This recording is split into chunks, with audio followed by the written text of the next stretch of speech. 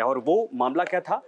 चंदा दो धंधा लो। यानी जो चुनावी बॉन्ड का जिक्र हो रहा था, चुनावी बॉन्ड के तौर पर जो सरकार ये कहा जाके पार्टियों को फंड मिल रहा था, उसको लेकर ये बवाल मचा हुआ था। लेकिन उसी मामले पर आज सुप्रीम कोर्ट में दरअसल सुनवाई हुई। बहुत सारी याचिकाएं थी जिनको एक साथ सुना गया और सुप्रीम कोर्ट ने क्या कुछ कहा है, जो डिमांड की जा रही थी असल में वो पूरी की गई कि नहीं पूरी की गई, और नहीं की गई या फिर उस मामले पर क्या कुछ अड़चने थी जिनको लेकर प्रशांत भूषण ने क्या दलील दी, ये तमाम चीजें हम बताने वाले हैं। अंजीत, तो शुरू करते हैं इसको लेकर। बिल्कुल। और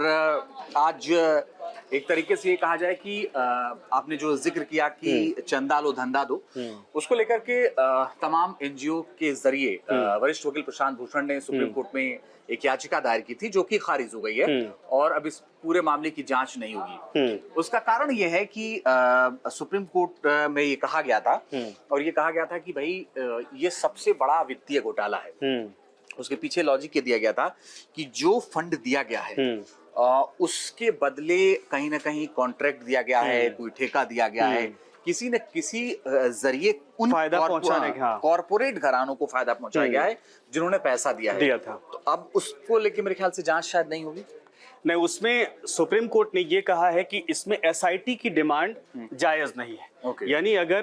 किसी रिटायर्ड सुप्रीम कोर्ट के रिटायर्ड जज की अध्यक्षता में अगर जांच की मांग की जा रही है तो इसका कारण क्या है, तो उसमें प्रशांत भूषण ने ये दलील दी कि इसमें इस बात को लेकर क्लेरिफाई करना है कि क्या सरकार ने चंदा अगर यानी पार्टी ने अगर चंदा लिया है, पार्टियों को जा रहा था ये चंदा, पार्टी ने अगर चंदा लिया तो उसके पीछे ये नीयत थी क्या? क्योंकि जिन कॉर्पोरेट घरानों का जिक्र हो रहा है उनमें ये बात जो अब तक रिकॉर्ड सामने आया है उसमें ये आया है कि जितना चंदा दिया गया यानी जितना अब तक उन घरानों को फायदा पहुंचाया गया उसका 1 से 2% के आसपास चंदा लिया गया है और ये मस्ट उन घरानों को लेकर पैसा मिला ही मिला है। तो कहीं ऐसा तो नहीं कि सरकार ने या फिर जो है कि भारतीय जनता पार्टी ने डील की थी कि भाई आप हमें इतना चंदा दीजिए, इसके बदले चूंकि हम सत्ता में हैं तो इसका बेनिफिट आपको देंगे, डायरेक्ट इनडायरेक्ट हर तरीके से, ये प्रशांत भूषण ने कहा। तो फिर उसके बाद साफ तौर पर डीवाई चंद्रचूड़ ने मना कर दिया। उन्होंने कहा कि जब पहले ही हमने एसबीआई से सारी चीजों को डिटेल मांगा है और उसको वेरीफाई किया जा रहा है, जो नॉर्मल तरीके से जांच चल रही है उसमें रिजल्ट आने दें, उस बात को क्लियर होने दें। ऐसे में एसआईटी जांच की डिमांड ही मेरे हिसाब से उन्होंने कहा कि जायज नहीं लगती है।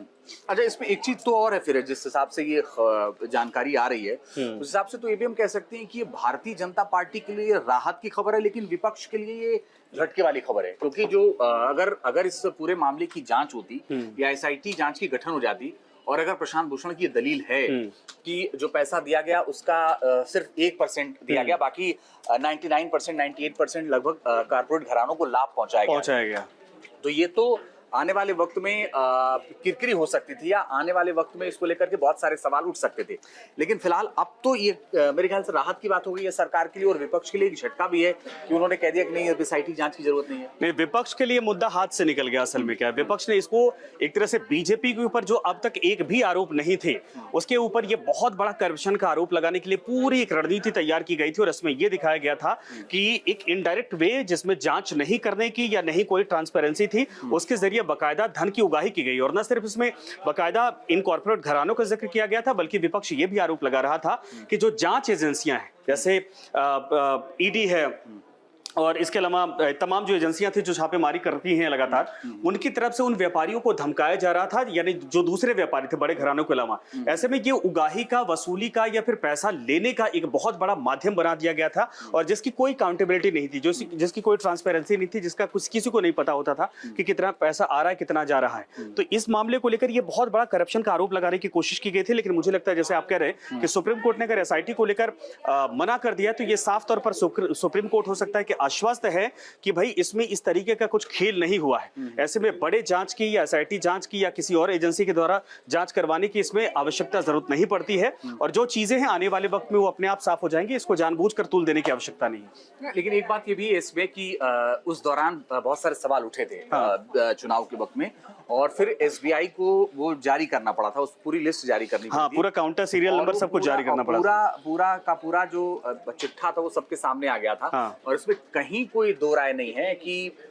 उस पूरे मामले में सवाल बहुत सारे उठे थे और उन सवालों के बीच में हमने ये देखा था कि पार्टियों को गए थे चंदे, और सबसे ज्यादा तो चंदा बीजेपी को ही गया था, उसमें जो हमने लिस्ट देखी थी, और उसके बाद फिर कांग्रेस को भी गए थे। बहुत सारे सवाल उठे थे, लेकिन एक बात जरूर है कि अगर एसआईटी शायद गठन हो जाती है, एसआईटी गठन हो जाता तो ये बीजेपी के लिए झटका था, मगर बच गई ये झटका विपक्ष। अब वो जैसा आप कह रहे थे विपक्ष के हाथ से एक मुद्दा। एक चीज और है, बीजेपी के लिए असल में ये क्या है कि अब मुझे लगता है कि कितनों भी विपक्ष इस पूरे मामले पर अगर अपने हिसाब से चीजों को फील्डिंग करने की कोशिश करे, बीजेपी की तरफ से अमित शाह ने एक बात बहुत बार क्लियर की है कि ये बताइए कि अगर वाकई में सरकार की नीयत होती या फिर बीजेपी की नीयत होती कि लोगों से चंदा लेने का ये तरीका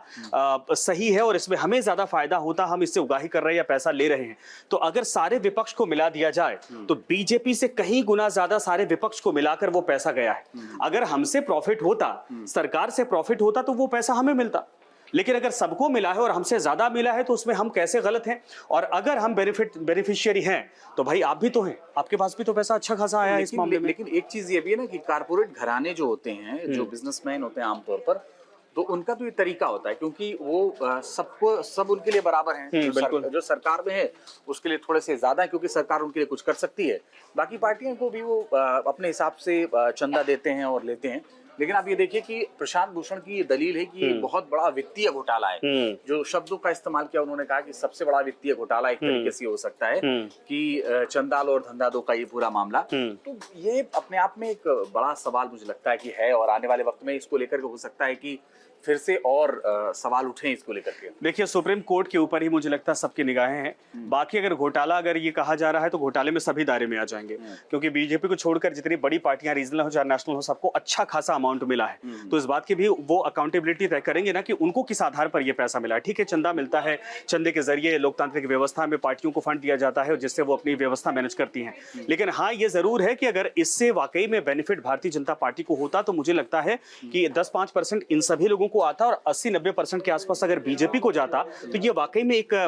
फ्रॉड के तौर पर या एक घोटाले के तौर पर काउंट किया जाता। सुप्रीम कोर्ट के पास सारा डाटा इकट्ठा है, सारी चीजें हैं, और यही हो सकता है। हालांकि सुप्रीम कोर्ट का अपना सेंस होता है, अपनी चीजें होती हैं, तो उन्होंने कहा कि एसआईटी की जांच की आवश्यकता नहीं। यानी प्रशांत भूषण कितनों भी प्रेशराइज कर रहे थे, लेकिन उसमें डीवाई चंद्रचूड़ का बहुत संयम लहजे में एक ही स्टेटमेंट था कि मुझे लगता है कि जो जांच प्रक्रिया चल रही है उसी के तहत जांच होने दें। नॉर्मली जांच चल रही है, सारी चीजें आ जाएंगी, इसमें एसआईटी के जांच की आवश्यकता नहीं है, एसआईटी के जांच का आदेश देना ही बनता नहीं है। तो ये लाइन ही अपने आप में कहती है कि सुप्रीम कोर्ट इस मामले को लेकर बहुत ज्यादा एंटरटेन करने की स्थिति में नहीं था, और बहुत ज्यादा चीजों को लेकर अगर वाकई में परिस्थितियां ऐसी होती और समझ में आता कि कुछ गड़बड़ है तो हो सकता है कि उसमें स्टेटमेंट होते, कमेंट्री होती, लेकिन वो नहीं है। तो ये मामला बहुत हद तक तूल अब आने वाले वक्त में ना हो। एक चीज और है, सुप्रीम कोर्ट में जब वो कर रहे थे, जब वो बात चल रही थी, तो वित्तीय घोटाले की जब बात कर रहे थे प्रशांत, उन्होंने कहा कि सबसे खराब वित्तीय घोटाला है, सबसे खराब वित्तीय घोटाला, ये लाइन थी, ये शब्द था, हाँ, शब्द का इस्तेमाल किया है। और बहुत सारी और सारी बातें हुई हैं, और लेकिन एक बात तो तय है कि अब इस पर मामला और गरमाने वाला है, और विपक्ष के हाथ से फिलहाल ये मुद्दा निकल गया है। सुप्रीम कोर्ट में है तो बहुत ज्यादा इस पे बयान भी नहीं दे सकते वो, क्योंकि सुप्रीम कोर्ट की अपनी गरिमा होती है और कोर्ट में मामला है तो विचाराधीन एक तरह से है। जब जांच हो रही है, चीजें आ रही हैं, तो उस पर बहुत स्टेटमेंट तो नहीं दे सकते। लेकिन हाँ, जिस बात को लेकर चाहे सदन हो चाहे संसद हो, राहुल गांधी बार बार उन तमाम कॉर्पोरेट घरानों का नाम लेते हैं, कुछ नेताओं का नाम लेना शुरू कर दिया है। इसके बाद अगर नाम लेते हैं तो उनके पास भी डिफेमेशन के तहत इनको अब केस में घसीटने का अधिकार हो जाता है, या फिर वो भी इस पर काउंटर कर सकते हैं। तो मुझे लगता है कि कांग्रेस अब इस पूरे मामले पर बहुत फूंक फूंक कर कदम रखने वाली है इस स्टेटमेंट के बाद। बिल्कुल सही, और आने वाले वक्त में ये देखने को मिलेगा कि आने वाले वक्त में हो सकता है कि ये मुद्दा ऐसे बने बयानों में, लेकिन फिलहाल तो ये एक तरीके से कह सकते हैं कि बड़ी राहत बीजेपी के लिए और सरकार के लिए है। तो ये थी अहम जानकारी आपके लिए। फिलहाल आपका शुक्रिया, लेकिन तमाम बड़ी खबरों के लिए और अपडेट के लिए आप न्यूज़ नेशन का डिजिटल प्लेटफॉर्म